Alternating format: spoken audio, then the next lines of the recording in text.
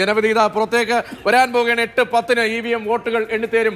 ക്രമീകരണങ്ങളെല്ലാം പൂർത്തീകരിച്ചതിന് ശേഷം 8:10 മുതലായിരിക്കും വോട്ടെണ്ണൽ. സാങ്കേതികമായി 8 മണിക്ക് എന്ന് പറയുമ്പോഴും 8:10 ആകും EVM മെഷീനുകളിലെ വോട്ടുകളിലേക്ക് വോട്ടെണ്ണൽ എന്ന പ്രക്രിയയിലേക്ക് കടക്കാൻ. ഒരു 20 മിനിറ്റ് കൊണ്ട് ആദ്യ റൗണ്ടിലെ ഫലസൂചന നമുക്ക് അറിയാൻ കഴിയും. അങ്ങനെ കാൽക്കുലേറ്റ് ചെയ്താൽ ഒരു 8:15 8:20 ആകുമ്പോൾ അല്ലെങ്കിൽ 8:30 ആകുമ്പോൾ 8:30 അറിയാം ആദ്യത്തെ റൗണ്ട് എങ്ങോട്ടാണ് ആർക്കൊപ്പമാണ് എന്നതിന്റെ റിസൾട്ട് നമുക്ക് കൃത്യമായി അറിയാൻ കഴിയും. 14 ടേബിളുകളിലായി 19 റൗണ്ടായി നിലമ്പൂരിലെ വോട്ടുകൾ എണ്ണാൻ പോകുന്നു. 7:30 സ്ട്രോങ് റൂം തുറക്കും. അല്പസമയത്തിനകം സ്ട്രോങ് റൂം തുറക്കാൻ പോവുകയാണ്. ഈ രാഷ്ട്രീയ നേതാക്കളുടെയൊക്കെ പ്രതികരണങ്ങൾ അതിൽ ഇപ്പോഴും ഒരു വിജയസാധ്യതയുടെ കാര്യത്തിൽ ഒരു അവ്യക്തതയുണ്ടോ അതോ കോൺഫിഡൻസ് ആണോ? ഇപ്പോൾ APL കുമാർ 15,000 വോട്ടിന് വിജയിക്കുമെന്ന് രാവിലെ പറയുന്നു. അരയൻ ഷൗക്കത്തുമായി സംസാരിക്കുമ്പോൾ ഞങ്ങൾ എല്ലാ പഞ്ചായത്തിലും ലീഡ് ചെയ്യുമെന്ന് പറയുന്നു. എങ്കിലും ഒരു കൺഫ്യൂഷൻ എല്ലായിടത്തും 12 മുതൽ 15 വരെ എന്നാണ് ജോയി പറയുന്നത്.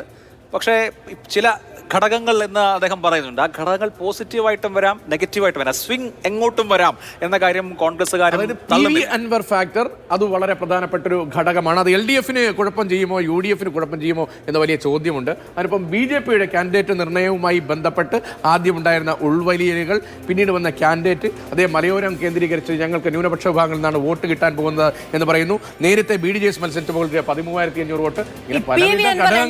മത്സരിച്ചപ്പോൾ അദ്ദേഹം സമാഹരിച്ച വോട്ടുകൾ എന്ന് പറയുന്നത് PV അൻവറിന് സമാഹരിക്കാൻ കഴിയുന്നതിന്റെ പരമാവധി വോട്ടല്ലേ? അപ്പൊ അതിനുശേഷം അദ്ദേഹം LDFൽ മുടക്കി, UDFൽ മുടക്കി. UDFന്റെ വോട്ടിൽ നിന്ന് എങ്ങനെയാണ് PV അൻവറിന്റെ പോക്കറ്റിലേക്ക് ആ വോട്ട്?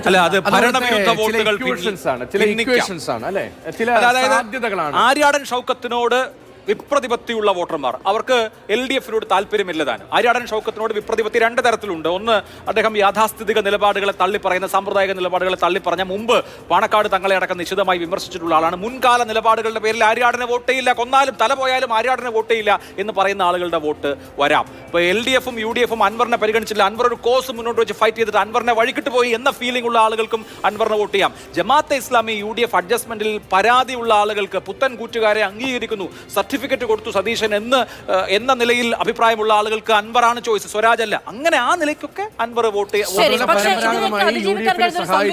പ്രചാരണവും UDF സംവിധാനത്തിനുള്ളിൽ നിന്ന് ഉണ്ടായെന്നാണ് ഞാൻ വിചാരിക്കുന്നത്. പക്ഷേ അത് അൻവറിന്റെ വോട്ടിൽ നിന്ന് മാത്രമാണ് ഞാൻ പറയുന്നത്. LDFന് സമാഹരിക്കാൻ കഴിയുന്ന വോട്ടുകളെ കുറിച്ച് ഞാൻ കമന്റ് ചെയ്യുന്നില്ല. പരമ്പരാഗതമായി UDFന് ലഭിച്ചിരുന്ന നിഷ്പക്ഷം എന്ന് പൊതുവിൽ വിലയിരുത്തുന്ന സ്വിംഗ് ചെയ്യുന്ന വോട്ടുകൾ, ആ വോട്ടുകൾ ഒരുപക്ഷെ PV അൻവറിന് അനുകൂലമായിട്ടുണ്ടാകാം കുറച്ചെങ്കിലും എന്നടക്കമുള്ള വിലയിരുത്തലുകളാണ് നേതാക്കളുടെ ഉൾപ്പെടെ ഭാഗത്ത് നിന്ന് വരുന്നത്. നമുക്ക് തിരികെ സ്ട്രോങ് റൂം തുറക്കാൻ പോകുന്നു. 7:30 സ്ട്രോങ് റൂം തുറക്കും.